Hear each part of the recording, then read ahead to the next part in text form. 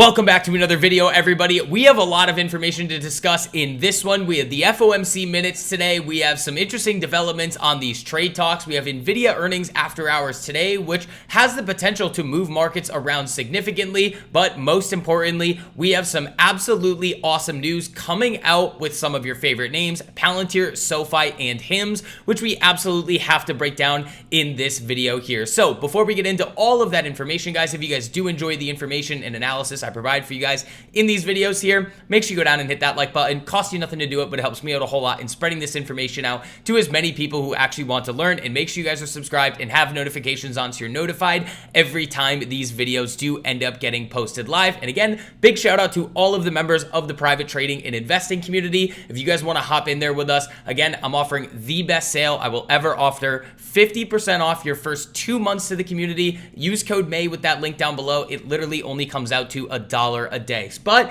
let's get into it over here, everybody. So the first thing that I want to discuss is these FOMC meeting minutes. Now, something that I was talking about in the private live stream with the group this morning is that I really don't pay all that much attention to the FOMC meeting minutes.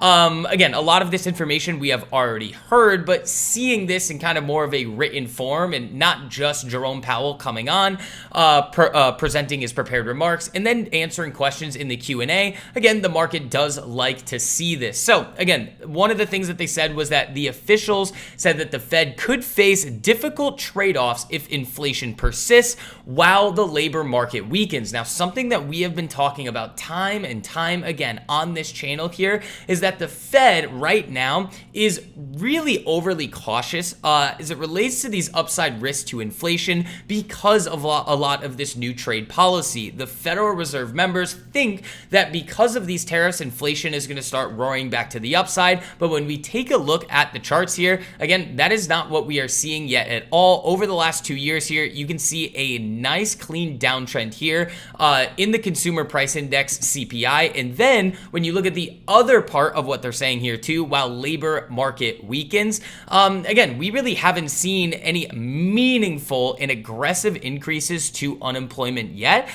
Since July of last year, the unemployment rate has maintained a relatively flat level at around 4.2%. So what the Fed is really doing here, and kind of in my opinion, is being a little bit political, but really being pessimistic as it relates to a lot of these new policies coming out. Something else that we've talked about a lot here too, especially when it comes to the bond market, is that a lot of people need to start focusing in a little bit more on this potential growth initiative that this new administration is going to embark on, and less so on this new deficit and overall debt load increase. Because again, every single administration in past years has been increasing the debt loads. What's important is the United States' ability to generate revenues, and that comes from growth. Now, in terms of some of these new these new trade developments here, we did see the EU Trade Commissioner say that we are in constant conversations with the US, looking at tariff lines and cooperation on fields like aviation, semiconductor, and steel. And in addition to this, we have the EU Trade Chief going to speak with US's Lutnick and Greer on Thursday. So tomorrow, we should see some more headlines on how these talks are progressing with the EU after this 50% tariff has actually been extended into July. And then before we get into some of these individual names, again, just checking in on the broad market, really nothing has happened today so far as the market is waiting for Nvidia's earnings report to come out after hours today. We're just chopping right back and forth between these two zones that I've outlined for the private community time and time again. Now, first one that I want to talk about with you guys today is going to be Palantir. Now, again, this is not one that I think is a smart idea right now to be buying at these highs, really just from a repeatable process and a repeatable approach to the market perspective. Yes, the stock can continue going to the upside here, but if your overall investment thesis is going to be buying stocks at these stretched valuations, in my opinion, that's not a recipe for success over the long run. But for those of you guys that have positions in Palantir right around where I was giving it out to the private community, right around that $15 area, this one is sitting at a really, really solid point here. You're just coiling right above these prior all-time highs.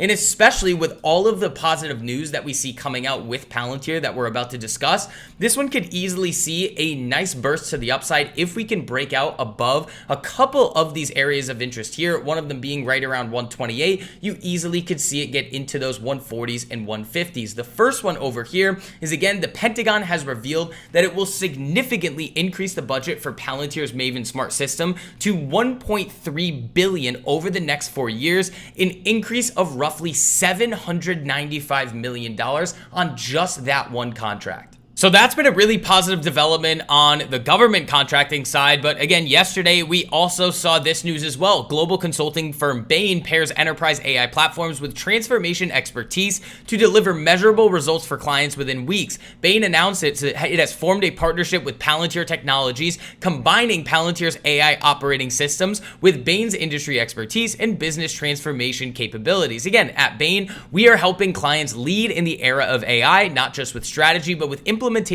that drives measurable results here. This partnership with Palantir brings together our deep industry expertise and transformation experience along with their cutting-edge platforms to unlock end-to-end AI impact here. So again, expanding on the government side and also expanding on the commercial side, which is again going towards exactly what we've been saying about Palantir, that almost every single week they just keep coming out with these new contracts in the government side and in the commercial side, which is going to continue to allow them to grow their business worldwide, which is exactly what the market wants to see in order to kind of bolster this pretty aggressive valuation that it is currently commanding in the market. And today, we also saw this.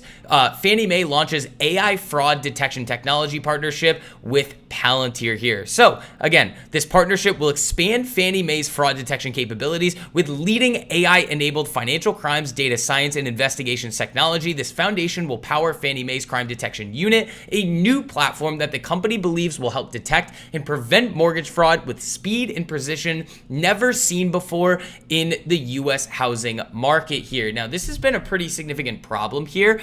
And seeing Palantir come in to actually help this problem is, again, another way that they are able to use all of their analytical capabilities to drive better outcomes for their clients. And again, one of the other things we say about Palantir a lot is that it's not just pigeonholed to one industry. It can operate in healthcare, finance, defense.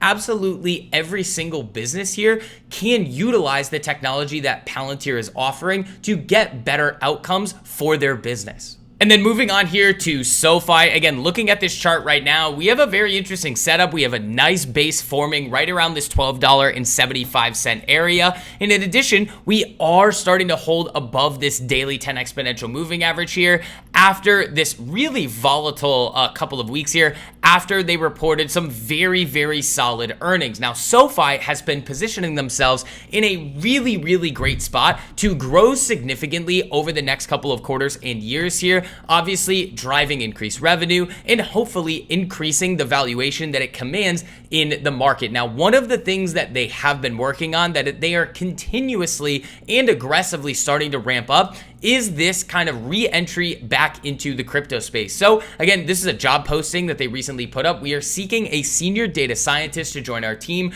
SoFi is building out a new team to develop crypto products and services for our members. Recent developments made a path for SoFi to begin to re-enter the space and expand on our product offerings with intuitive, secure, and fully featured products across crypto investing, transfers, payments, custody, and beyond here. So they are starting to really take this kind of re-entry into crypto seriously. We have heard from the CEO, Anthony Noto, that they are working day and night to get these offerings back out to their clients. Again, they are starting to lobby the United States government here as well, trying to get a better roadmap for companies like SoFi to kind of understand the rules of the road here when operating in the crypto space.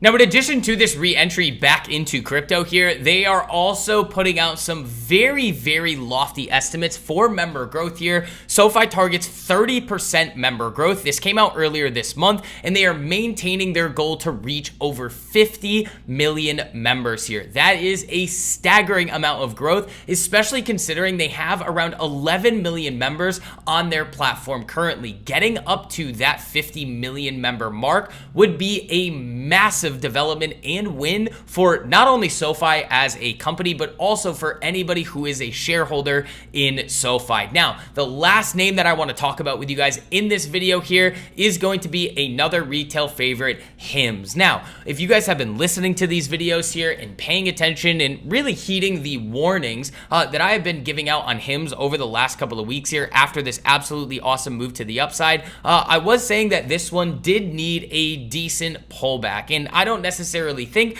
that that pullback is over. Now, that doesn't mean that Hims is not set up to exponentially grow over the next couple of quarters and years here, but what it does mean is again, you have to be very careful where you are buying, either adding to positions or buying new positions in the market. This is one that we were highlighting, or I was highlighting here for the private community, right around this $30 to $31 area, and a lot of people were asking me up at the 50s and 60s if it was a smart idea to buy, and quite honestly, no. If I like a stock at the 30 area and it then moves all the way up to 50 or 60, well, I like that purchase or potential purchase a lot less than I did at those significantly lower levels there. But with the ending of compounding here and seeing all of these new deals and partnerships coming out with Novo Nordisk, between Hims and Novo Nordisk here, specifically this one here, Hims and Hers introduces 6-month Wegovy new customer offer here. Again, we are always looking for long-term sustainable ways to increase access to care for our customers. This is another example of how we're working together with the industry to bring people closer to the care and treatments that they need. Starting today, which this was on May 22nd here, new customers eligible for Wegovy on the Hims and Hers platform can access their care for $549 per month for 6 months for a limited time only, ensuring customers have a longer window to access the affordable care they need. And then also just thinking about the overall growth that Hims has already witnessed really just over the last year here. Again, on their most recent earnings report, revenue of $586 million, up 111% year over year from Q1 of 2024 to Q1 2025. Subscribers grew to 2.4 million, up 38% year over year. Again, this is a rapidly growing business here, and all of these new initiatives and partnerships are going to further help Hims grow in the future, and again, potentially have even more of a benefit for retail investors here. So that is going to wrap up this video, guys. If you guys did enjoy the information and analysis I provided for you guys in this video, make sure you go down and hit that like button. Costs you nothing to do it, but it helps me out a whole lot in spreading this information out to as many people who actually want to learn. And if you never want to miss another video like this, make sure you guys are subscribed, turn on notifications so you're notified every time these videos do end up getting posted live. But until next time, guys, I will see you. Peace.